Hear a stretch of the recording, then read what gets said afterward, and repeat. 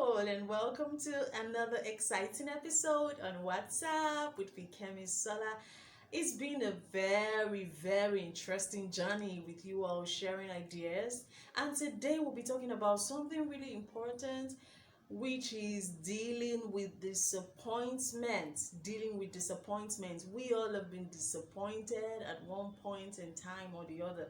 And as human beings, it's normal for us to have expectations. We have expectation in things, we have expectations in people, we have expectation for our jobs, for our career.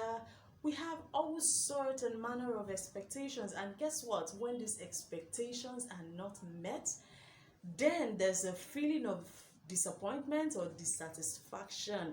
And it's so important how we handle this state of mind, how we're able to get over this feeling and get on with life.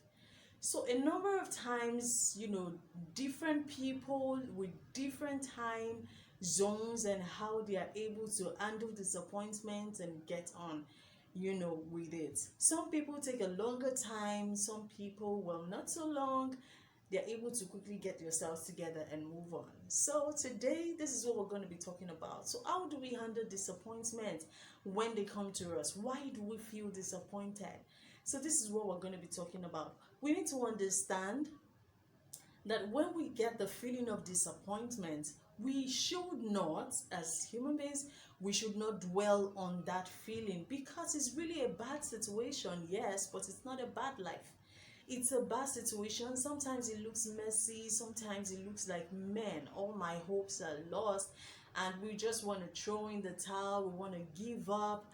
But if we could just take a deep breath, like and try to relax and give ourselves a break and see what we need to do, or why did we get into that situation, or maybe our expectations were not just realistic enough, and how we need to get out of it as soon as possible. So let's look at some of the things that you need to do to overcome this feeling of disappointment.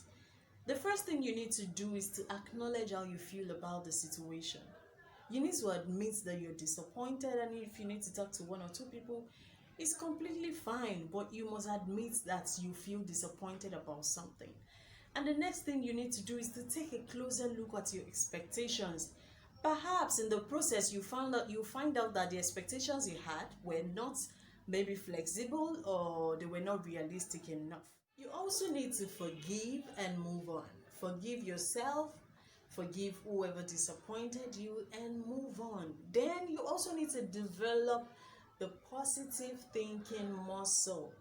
You need to develop that. If you've not been thinking positively, you need to develop that muscle. Another thing you need to do is to try not to see the situation in a black and white. You might want to look at it from another angle. Perhaps there's a skill you need to develop, there's a relationship you need to deepen. There are things that you need to learn. Sometimes if you handle disappointment with the right mindset, or you handle disappointment with the right attitude, you find out that disappointments can really be incredible, and they can really be good emotions for your growth and for personal development. So it's important how you look at the situation. You don't look at it with a black and white. Sometimes it's just a bad situation, it's not a bad life. So we need to learn to handle disappointments with the right kind of mindset and attitude, and not allow it overwhelm us so much that we fail to see the good in that situation. There's a saying that I've heard over time, which is true, that in every situation there is always a good. No matter how bad that situation looks, there's always something good in it. And for some of us Christians, we always say that all things work together for our good. But when we find ourselves in this situation, we don't take a deep breath, we don't settle down to actually look at it very well. We just get overwhelmed and get so carried away with how we feel, and we're sad, we're depressed, and we feel so uncomfortable with the people that have hurt us, disappointed us. But if we take these steps seriously and we look at them critically, and we try to understand what all this is all about, then we'll understand that disappointments can really be good tools for growth. So I just want you to, after listening to this, handle disappointments differently. Embrace disappointments when they come and try to see the good in every bad situation. It's just a bad situation, remember? It's not a bad life and it's not the end. So you move on and make the best of every bad situation. I remember my friend will say that when life throws you lemon, you do what with it? You make lemonade with it. So there's always a good in every bad situation. I want you to move on and go on with life with this mindset and attitude. So thank you for listening again. It's been interesting talking to you.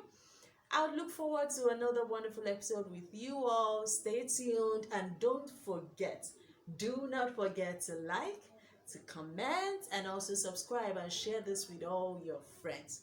You want others to benefit from this too. Thank you so much. Bye. Today, I'd like to be so. I'd like us to take a look at some things probably by nations were not um, about that